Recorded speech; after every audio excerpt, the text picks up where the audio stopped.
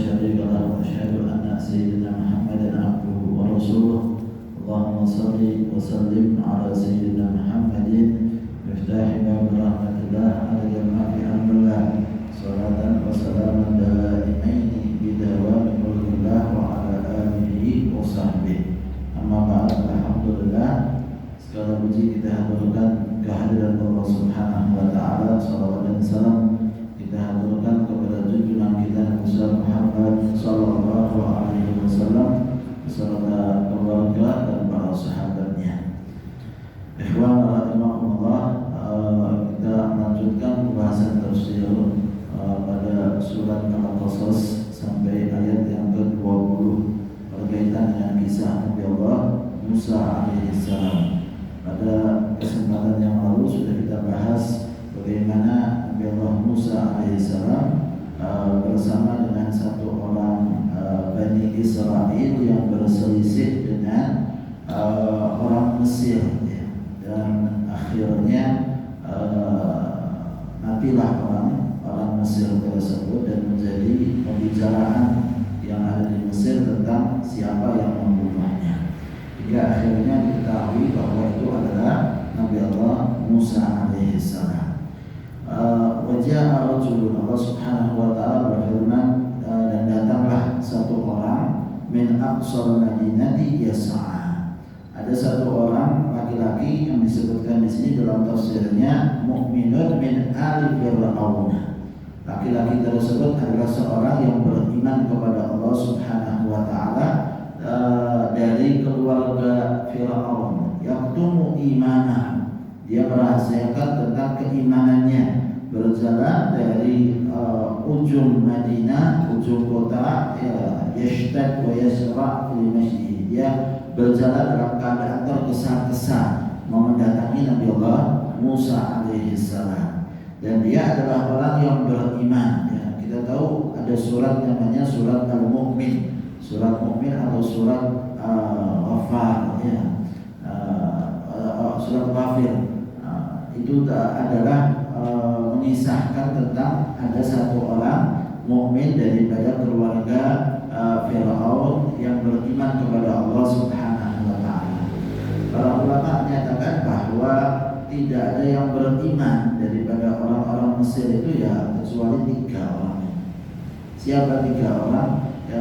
Yang pertama adalah Sayyidatuna Asia, istri daripada Firaun. Yang kedua orang ini, rajulun mu'minun min ali Fir'aun. Ada satu orang yang mukmin dari keluarga Firaun. Nanti disebutkan dalam surat Mu'min, luar biasa ceritanya. Bagaimana dia berdakwah di jalan Allah menghadapi Firaun dan bala tentaranya.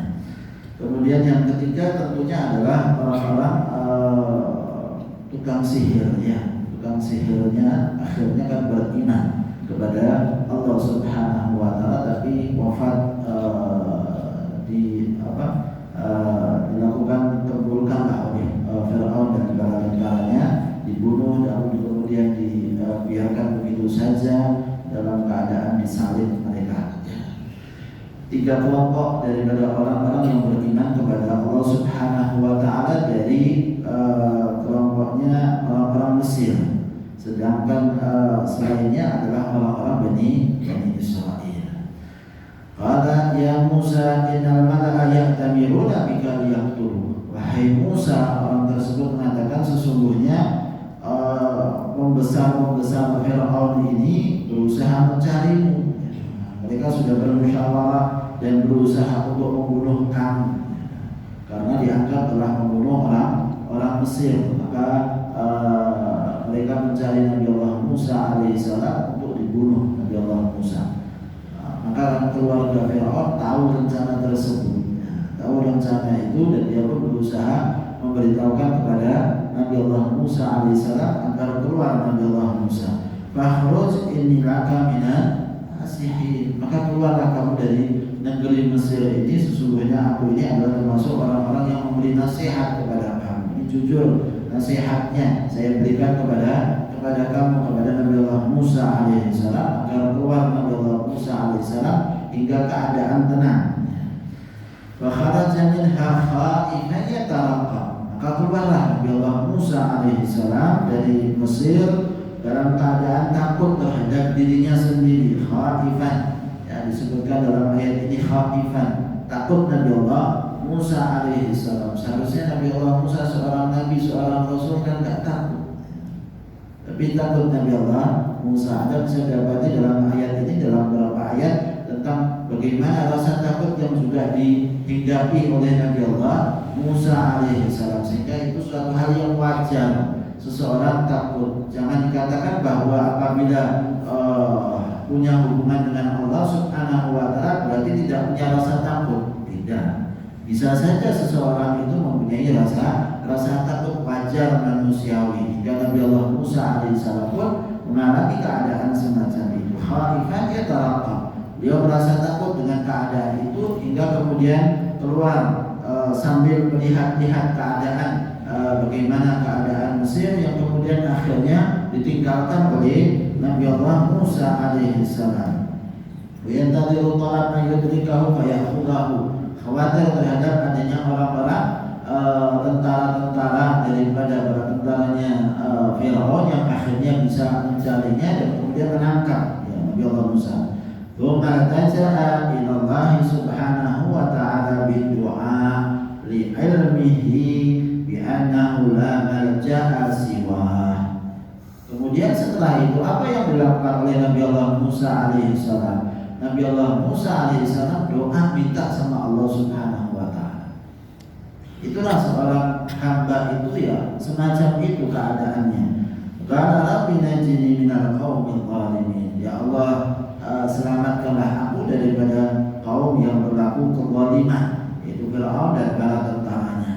Maka Allah Subhanahu wa Ta'ala selamatkan karena Nabi Allah Musa alaihissalam doa minta kepada Allah Subhanahu wa Ta'ala. Semacam inilah seseorang seharusnya ketika dia mengalami satu keadaan hendaknya berusaha berikhtiar, tapi jangan lupa untuk doa minta sama Allah Subhanahu wa Ta'ala. Seorang hamba punya tugas semacam itu. Tidak ada yang lain hidup di dunia ini kecuali ya semacam ini. Doa minta kepada Allah Subhanahu wa Ta'ala. Kita lihat Rasul sallallahu alaihi wasallam dalam berbagai macam keadaan beliau doa minta sama Allah Subhanahu wa Ta'ala. Ketika pergi ke Taif mendapatkan lemparan-lemparan batu dari mereka, maka Nabi sallallahu alaihi wasallam singgah di salah satu kebun anggur milik Utbah bin Rabi'ah. Ketika di situ beliau kemudian doa minta sama Allah Subhanahu wa Ta'ala, berharap hingga akhirnya Allah berikan kelapangan kepada Rasul sallallahu alaihi wasallam.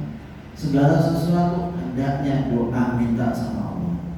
Ketika Rasul sallallahu alaihi wasallam mengalami perang Khandaq, perang Khandaq 10.000 orang tentara dari berbagai macam kabilah, kaum Quraisy, Qatafan, Murrah dan lain sebagainya, orang-orang Yahudi, Bani Quraidah ikut juga dalam peperangan Khandaq tersebut. Semuanya berusaha untuk menghabisi Rasul sallallahu alaihi wasallam dan para sahabatnya. Apa yang dilakukan oleh Rasul sallallahu alaihi wasallam? Setiap malam doa minta kepada Allah Subhanahu wa Ta'ala. Itu yang dilakukan oleh Rasul. Usaha sudah dilakukan, ikhtiar buat parit kan begitu. Sudah dilakukan oleh Rasul sallallahu alaihi wasallam. Tidak ada peperangan yang terjadi karena mereka terhalangi oleh parit kan begitu ya. Terhalangi oleh parit sehingga tidak bisa masuk ke kota Madinah. Mereka hanya bisa kasih panah-panah saja pada saat itu. Yang dilakukan kebanyakan Rasul sallallahu alaihi wasallam doa minta sama Allah Subhanahu wa Ta'ala. Hingga Allah Subhanahu wa Ta'ala turunkan bala tentaranya, malaikat yang tidak bisa dilihat oleh manusia, memporak-porandakan mereka, angin kencang yang kemudian Allah timpakan kepada kaum Quraisy. Padahal kaum musliminnya juga ada di situ. Kaum musliminnya ada di tempat itu, tempat yang sama. Angin kencang memporak-porandakan mereka, kaum muslimin biasa-biasa saja.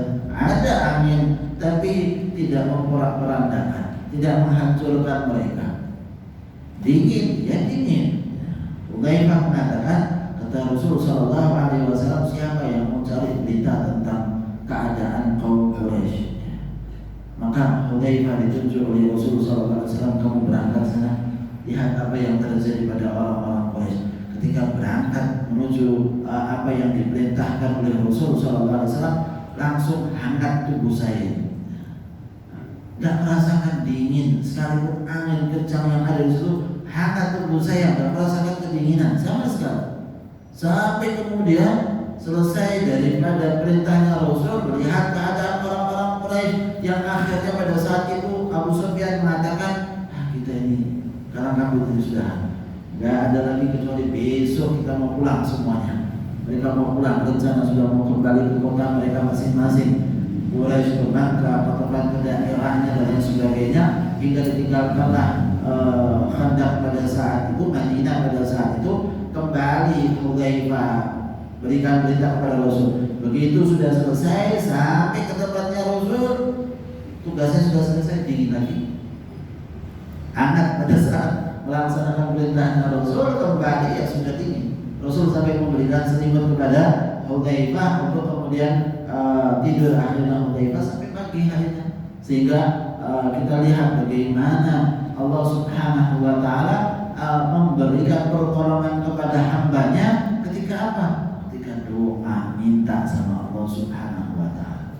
Jangan kita malas-malas untuk doa. Jangan kita kemudian tidak mengandalkan Allah Subhanahu wa Ta'ala dalam semua urusan kita. Minta, berharap kepada Allah Subhanahu wa Ta'ala adalah ciri daripada orang-orang saleh, para nabi dan para rasul. Qala rabbi najini minal qaumidh dhalimin. Nabi Allah Musa alaihissalam doa minta kepada Allah Subhanahu wa Ta'ala untuk diselamatkan daripada keburukan mereka, Fir'aun dan para tentaranya. Walamma tawajjaha tilqa'a Madyana. Tatkala Nabi Allah Musa alaihissalam berjalan akhirnya menuju ke arah tempat daerah Madyan. Tempat daerah Madyan. Di situ ada Nabi Allah Syuaib alaihissalam. Ada asalabi ayahdiyani sawa asabil. Doa minta sama Allah Subhanahu wa Ta'ala, ya Allah berikan aku ini petunjuk untuk mendapatkan jalan yang tepat di dalam kita, dalam Nabi Allah Musa alaihissalam berjalan menuju maksud yang diinginkan. Katakan oleh para ahli tafsir, kharaja khaifan bi ghairi zatin wala dhahrin markabin. Nabi Allah Musa alaihissalam jalan pada saat itu dalam keadaan takut, gak bawa bekal sama sekali. Diperintahkan untuk keluar oleh orang tadi, sudah langsung keluar, sehingga sama sekali tidak ada persiapan. Nabi Allah Musa alaihissalam gak bawa kendaraan sama sekali. Jalan Nabi Allah Musa alaihissalam. Wa kana baina Mesir wa Madyan masirat 8 ayam. Jaraknya antara Mesir menuju ke daerah Madyan itu adalah 8 hari perjalanan. Dilakukan 8 hari Nabi Allah Musa alaihissalam tidak bawa bekal sama sekali. Walam yakun lahu ilmun bil tariq siwa husni dhannihi bi rabbih. Enggak ada diketahui oleh Nabi Allah Musa alaihissalam jalan ini mau kemana ini, ya. Arahnya mana? Sama sekali tidak. Terus pokoknya jalan keluar begitu saja, kecuali dia punya sangka baik kepada Allah Subhanahu wa Ta'ala.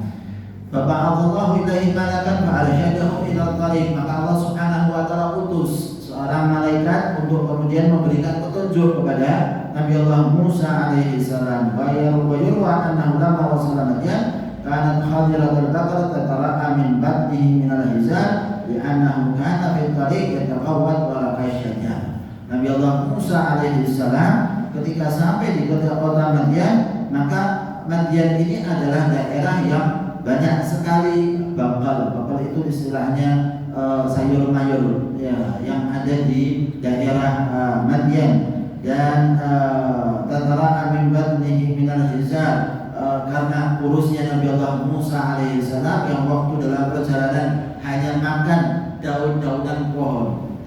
Daun-daunan pohon dimakan oleh Nabi Allah Musa alaihissalam, sehingga ketika melihat itu ya sudah merasa nyaman dengan sayur mayur saja Nabi Allah Musa alaihissalam. Walamma warada ma'a Madyana wajada mi'alaihi ummatan minan nas yasqun. Ketika sudah sampai di kota Madyan, di daerah Madian, maka beliau mendapati ada sekelompok orang penggembala kambing yang sangat banyak sekali. Mereka berusaha untuk memberikan air kepada ternak-ternak mereka. Wa wajada min dunihi imra'atani tabudan. Dapat orang laki-laki begitu banyak di tempat tersebut berusaha berebut mereka ini mengambil air untuk ternak-ternaknya. Ternyata didapati oleh Nabi Allah Musa alaihissalam. Di situ ada agak berbeda, menjauh daripada orang-orang tersebut. Ada dua orang wanita. Ada dua orang wanita yang juga menggembalakan ternaknya. Tapi dua orang wanita ini tidak ikut mengambil air. Mereka nyingkir terlebih dahulu dari para lelaki, menjauh daripada lelaki yang sedang mengambil air. Dua orang wanita ini sedang menunggu kelihatannya. Kalau makan hukuman, maka Nabi Allah Musa alaihissalam tanya, kenapa kalian di sini tidak ikut serta bersama dengan yang lainnya mengambil air? Wa qala ta'ala nasqi hatta yusdira ri'ahu wa abuna syaikhun kabir. Maka mereka mengungkapkan alasannya, mengatakan bahwa kita ini min adadina at-ta'anni, kita ini tidak tergesa-gesa dalam permasalahan ini mengambil air ikut bersama dengan mereka, hatta yang sarifar ro'ah, hingga kemudian para pengembala laki-laki ini keluar selesai daripada pemberian ternak-ternak mereka dengan air-air tersebut. Wala taqat lana ala muzahamatil aqwiya, kita enggak punya kekuatan untuk ikut berebut bersama dengan mereka. Wala nuridu mukhalatat rijal, dan kita tidak menginginkan untuk bercampur baur dengan para lelaki. Ini yang diungkapkan oleh anak-anak daripada Nabi Allah Syuaib alaihissalam. Mereka dua orang wanita itu adalah anak-anak Nabi Allah Syuaib alaihissalam. Wa abuna rajulun musinnun la yastati'u li dha'fihi, sedangkan ayah kita ini adalah seorang yang dalam keadaan lemah, tidak bisa melakukan pemberian air terhadap ternak-ternak ini, sehingga kita terpaksa melakukannya. Maka ikhwan rahimakumullah, dari kisah ini ada dua hal yang menjadi syarat yang bolehnya seorang wanita itu kerja. Seorang wanita mau kerja boleh, silahkan, tapi lihat adabnya ini.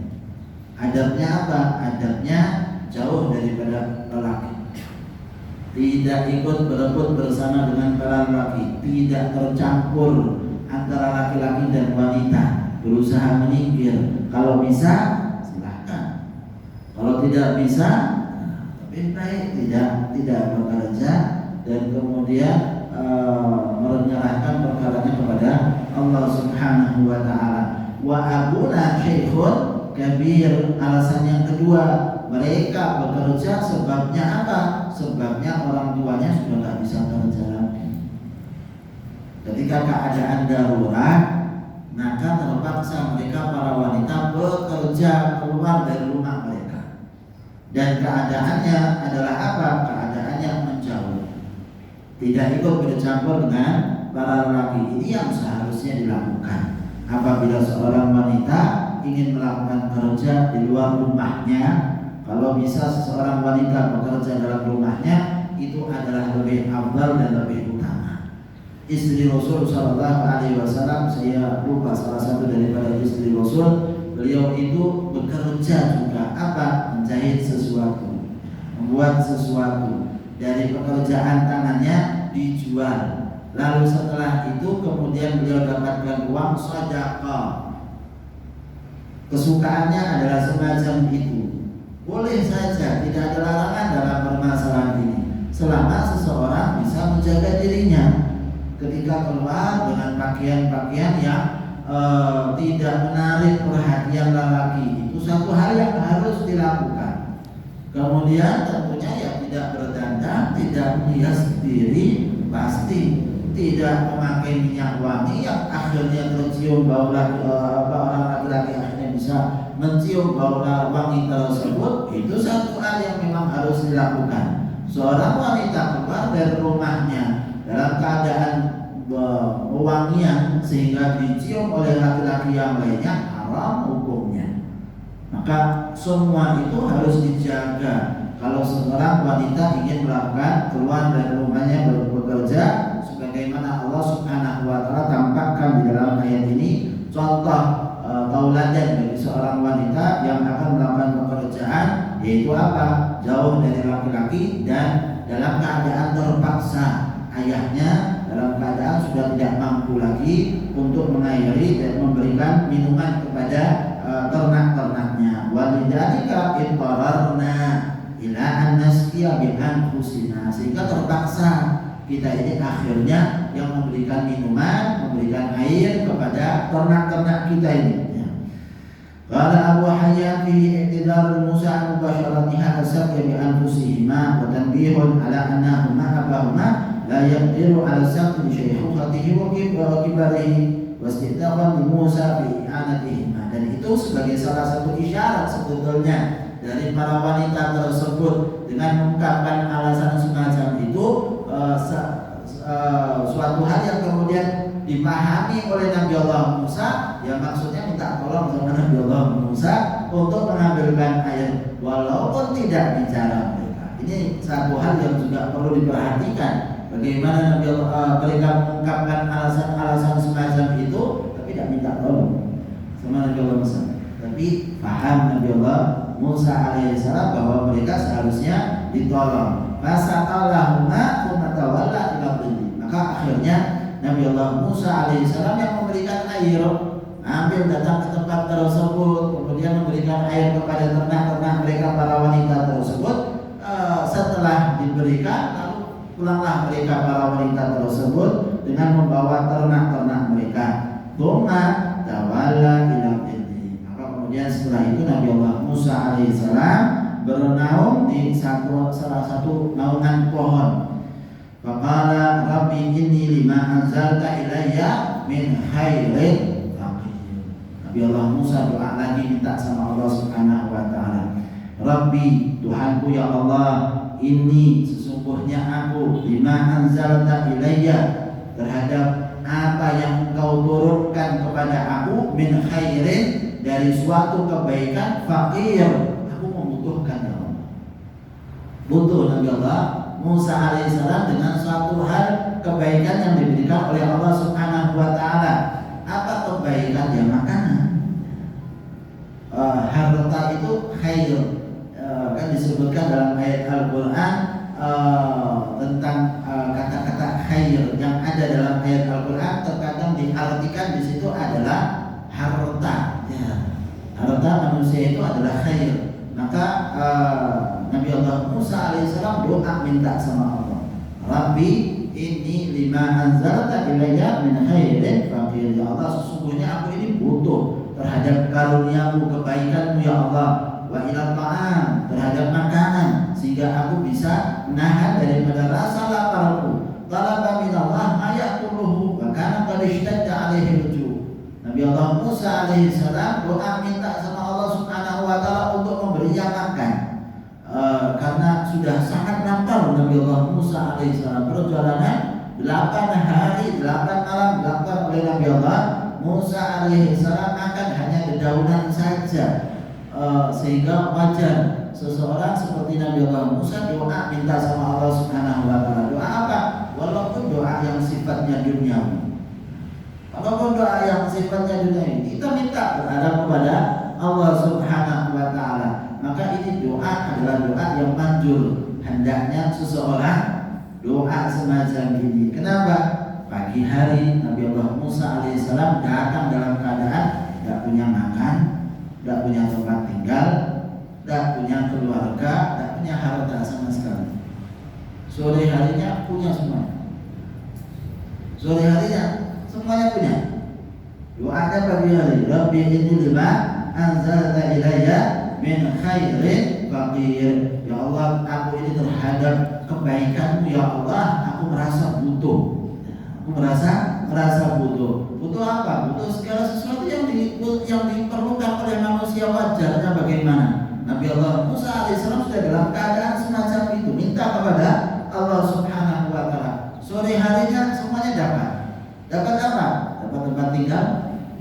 oleh Nabi Allah Syuaib alaihi salam, lalu kemudian dapat kerjaan yaitu mengayomi ternak daripada ternaknya Nabi Allah Syuaib alaihi salam. Harta dikasih oleh Nabi Allah Syuaib alaihi salam, bahkan istri pun dapat. Langsung dinikahkan oleh Nabi Allah Syuaib alaihi salam. Mau doa untuk semuanya, doa ini. Rabbi inni lima anzalta ilayya min khairin faqir. Anda cari itu di ayat yang ke 24. Jangan nanti minta sama saya suruh tuliskan. Surat Al-Qasas ayat 24. Saya sudah kasih tahu, silakan cari di Google. Maka kemudian Nabi Allah Musa mendapatkan itu semuanya, dapatkan harta, dapatkan tempat tinggal, dapatkan bahkan istri keluarga didapat oleh Nabi Allah Musa alaihissalam. Bagi yang ingin untuk mendapatkan kemudahan dalam urusannya, banyak-banyak baca doa ini. Rabbi inni lima anzalta ilayya min khairin faqir. Disebutkan oleh para ahli tafsir, Imam Al-Qahhar mengatakan maka tersapat ayam lam yaduk fiha ta'aman ila baqal ard. Nabi Allah Musa alaihissalam 7 hari tersebut perjalanan dan masa berada di di Madian dalam keadaan makan sayur-sayur saja, tanaman-tanaman itu saja. Qala Ibnu Abbas Musa bin Musa ila Madian isalahu ta'aman ila al-baqal wa syajar wa kana hafiyan. Nabi Allah Musa alaihissalam jalan dalam keadaan tidak pakai sandal. Tak pakai sandal. Wasara ila Madian hatta sakarat na'ala qadamai wa jalasa fi dhil. Dalam keadaan susah Nabi Allah Musa alaihissalam, lalu kemudian duduk di naungan tersebut, wa huwa safwatullah min khalqih. Sedangkan beliau ini adalah orang pilihan Allah Subhanahu wa taala dari makhluk-makhluknya. Keadaan yang semacam itu Nabi Allah Musa alaihissalam. Wa inna batnahu lalasiqun bi dhahrihi min al-ju'. Dari laparnya Nabi Allah Musa alaihissalam sampai perutnya itu nempel dengan punggungnya ini. Sudah tidak ada kosong sama sekali yang ada di perutnya ini. Kalau kita kan, masya Allah luar biasa. Nabi Allah Musa alaihissalam dalam keadaan laparnya hingga semacam itu keadaannya. Wa inna khadratul baqar la tura min dakhili jawfihi wa innahu la muhtatun ila syaddi tamratin. Dan Nabi Allah Musa alaihissalam dari sampai banyaknya makan sayur-mayurnya hingga hijau-hijau sayuran itu bisa terlihat di perutnya. Dari yang dimakan itu semuanya hanya hijau-hijau tanaman daun-daunan. Dari banyaknya sampai disebutkan di sini oleh beliau bahwa la tura min dakhili jawfi. Dari perutnya itu terlihat ada hijau di dalamnya. Karena yang dimakan itu hanya itu saja Nabi Allah Musa alaihissalam. Maka suatu hal yang wajar keadaan manusia itu, orang-orang pilihan Allah Subhanahu wa taala semacam itu keadaannya. Orang-orang saleh, orang-orang yang dekat kepada Allah Subhanahu wa taala, dunia bukan satu hal yang menjadi harapan mereka, tujuan hidup mereka bukanlah dunia sama sekali. Nabi Allah Sulaiman alaihissalam walaupun dengan keadaan semacam itu hanya tampaknya saja, tapi untuk dirinya sama sekali tidak. Kita tahu Nabi Allah Daud alaihissalam punya kerajaan, ayahnya Nabi Allah Sulaiman alaihissalam. Disebutkan tidak makan Nabi Allah Daud kecuali dari hasil kerjanya sendiri. Raja mempunyai kekayaan, harta yang begitu banyak, tapi tidak mau makan kecuali dari hasil kerjanya. Beliau kerjanya apa? Kerjanya adalah tukang pandai besi, kan begitu. Beliau bisa membentuk besi itu dengan tangannya. Maka dari situlah beliau mengambil upah untuk makannya beliau. Dan beliau tidak mau makan sendirian, pasti cari tamu. Jadi untuk keberkahan makanan, maka beliau semacam itu. Sebagaimana disebutkan dalam riwayat, apabila seorang hamba memberikan jamuan kepada tamu, maka Allah Subhanahu wa taala tidak akan menghisab dari mana makanan itu. Makanan itu dapatnya dari mana? Itu tidak akan dihisab oleh Allah Subhanahu wa taala kalau kita berikan kepada tamu. Maka orang-orang saleh terdahulu kalau ada tamu, maka keluarkan apa yang ada di rumah semua. Yang ada di rumah kulkasnya itu sampai dibawa keluar. Dalam artian apa saja dikeluarkan. Kan yang diambil oleh tamu kan cuma sedikit saja, nggak begitu banyak yang dimakan. Untuk apa? Dapatkan keutamaan tadi bahwa tidak akan dihisab oleh Allah Subhanahu wa taala apa yang diberikan kepada tamu. Maka mereka orang-orang saleh adalah orang-orang yang tahu bagaimana bermuamalah kepada Allah Subhanahu wa taala, sedangkan terhadap dunia mereka kurang lebih dalam permasalahan itu mereka banyak bersabar, banyak qanaah nerimo dengan keadaan apa yang diberikan oleh Allah Subhanahu wa taala. Semoga kita insyaallah mendapatkan keutamaan dan mendapatkan dapat pula untuk meniru bagaimana orang-orang saleh terdahulu. Amin Allahumma